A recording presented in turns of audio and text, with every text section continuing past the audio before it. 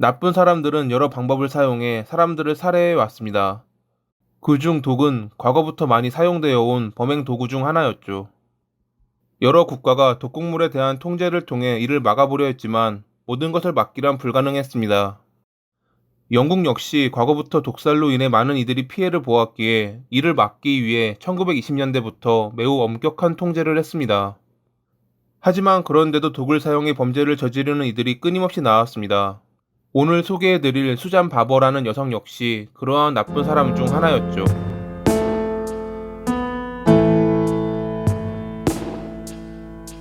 영국 남동부 해안의 조용한 도시 사우스엔드에 살았던 마이클과 수잔. 수잔이 17살이라는 젊은 나이로 24살의 마이클과 결혼을 하게 된 이유는 이미 둘 사이에 6개월 된 딸이 있었기 때문이었습니다. 1970년에 오즈본 로드로 이사를 오기 전까지 둘의 사이는 좋은 편에 속했다고 합니다. 하지만 이사를 온 뒤 둘은 자주 싸움을 벌였고 수잔은 2번의 가출을 하기도 했지만 그러면서도 두 아이를 더 낳으며 어찌어찌 결혼 생활을 이어가고 있었죠. 지역 다트팀의 주장이었던 마이클은 동료 중 리처드라는 친구와 자주 어울려 다녔습니다. 가족 모임도 자주 했기에 수잔 역시 리처드와 친하게 지냈고 그들의 관계는 어느덧 불륜으로 발전되었습니다. 그들의 불륜이 들킨 것은 거의 10년이 지난 1981년 5월 23일.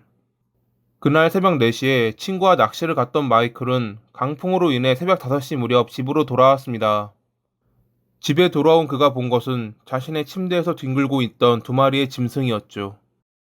이에 화가 난 마이클은 리처드와 수잔에게 폭력을 행하며 비난했습니다. 리처드는 그를 피해 2주간 형의 집으로 도망갔고 수잔은 잘못에 대해 사과하며 용서를 빌었습니다. 이후로 마이클은 수잔에게 직접적으로 말을 걸지 않았고 아이들을 통해서 의사소통을 나눴습니다. 집안의 분위기는 갈수록 좋지 않은 방향으로 흐르고 있었죠. 이러한 일이 있고 나서 10일 뒤인 6월 4일, 마이클은 직장에서 심한 두통을 느끼며 양호실로 향했습니다. 의사는 간단한 처방전을 주었지만 이틀 후 마이클은 복통까지 호소했고 그의 상태는 갈수록 악화되어 갔습니다. 결국 그는 구급차를 타고 병원으로 가야 했고 상태가 더 나빠지며 중환자실로 옮겨졌습니다. 6월 17일에는 큰 병원으로 옮겨졌지만 그가 걸린 병이 무엇인지 당시 누구도 알아내지 못했습니다. 의사가 수잔에게 남편이 생존 가능성이 낮은 위험한 병에 걸린 것 같다고 말했을 때 그녀는 이를 매우 침착하게 받아들였다고 합니다. 그러던 중 한 전문가가 파라쿼트 중독에 대한 문제를 제기했고 담당이에게 이를 테스트해보라고 권유했습니다. 마이클의 혈액과 소변 샘플을 국립독극물정보센터에 보냈던 담당이. 하지만 관리상의 실수로 샘플이 보내지지 않았고 담당인은 자신의 실수를 감추기 위해 의견을 내놨던 전문가에게 테스트가 음성으로 나왔다는 거짓말을 했습니다. 그렇게 마이클은 1981년 6월 27일에 병명도 모른 채 사망하고 말았습니다. 사망 진단서의 사인란에는 심정지, 신장부전, 폐렴이 적혀 있었다고 합니다. 7월 3일에 마이클은 화장되었고 수잔은 장례식장에서 연신 눈물을 흘리며 남편의 죽음을 슬퍼했습니다. 그날 밤부터 리처드는 자신의 물건들을 챙긴 뒤 아내를 버리고 수잔의 집에서 살기 시작했습니다. 남들이 보면 정말 어이없는 행동이었지만 그들은 남들의 시선은 전혀 아랑곳하지 않고 함께 시간을 보냈습니다. 하지만 수잔은 6주 뒤 새 애인이 생겼다며 리처드를 쫓아냈습니다. 당시 그녀는 남편의 생명보험금으로 15,000파운드를 받은 상태였다고 합니다. 그 사이 병원에선 마이클의 샘플을 갖고 여러 조사를 하고 있었습니다. 원인 모를 병에 의해 환자가 사망했을 경우는 보호자의 동의가 없더라도 사후 검사를 해야 했기에 마이클의 장기 일부는 그대로 보존되었던 것이었죠. 결국 그들은 마이클이 파라쿼트에 중독돼 사망했다는 것을 밝혀냈습니다. 담당이의 거짓말도 바로 탄로 났고요. 이러한 내용은 경찰에게 전달됐고 전문가들의 분석을 통해 마이클이 독살됐다는 결론을 내렸습니다. 당연히 경찰은 불륜을 저질렀던 수잔과 리처드를 의심했습니다.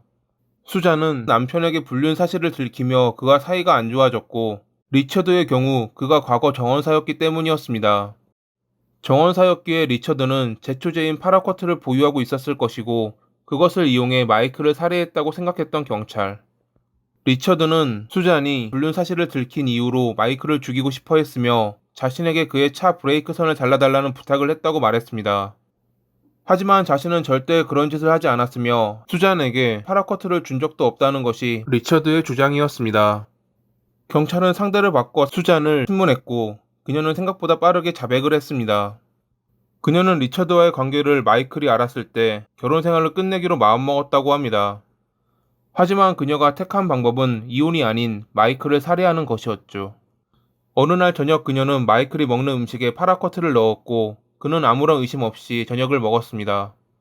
다음 날까지 마이클이 아무런 반응이 없자 수잔은 양을 적게 넣었다고 판단하며 한 번 더 음식에 파라쿼트를 넣었고 결국 마이클은 사망하고 말았죠. 그녀는 파라쿼트를 자신의 집 창고에서 구했다고 주장했습니다. 과거 정원 손질 회사에 다녔던 마이클이 창고에 보관했던 것이라 주장했던 수잔. 하지만 여전히 검찰은 리처드가 수잔에게 파라쿼트를 건넸을 가능성이 높다고 말하며 둘을 살인 공모와 살인 혐의로 기소했습니다. 1982년 4월 5일에 기소된 둘은 결국 유죄를 인정했고 재판부는 수잔에게 종신형을, 리처드에겐 2년의 징역을 선고했습니다. 형량으로 보아 리처드는 검찰과 거래를 했던 것으로 보입니다. 자신이 파라쿼트를 넣은 것은 인정하지만 그저 마이클이 자신이 겪은 것처럼 고통받기를 바랬을 뿐이지 살해할 의도는 없었다고 말했던 수잔. 불륜을 저지른 것도 모자라 그저 자신이 피해자인 마냥 이러한 말을 내뱉는 그녀가 지옥에서 진정한 죗값을 받는 날이 오길 바랍니다. 오늘도 시청해 주셔서 감사합니다.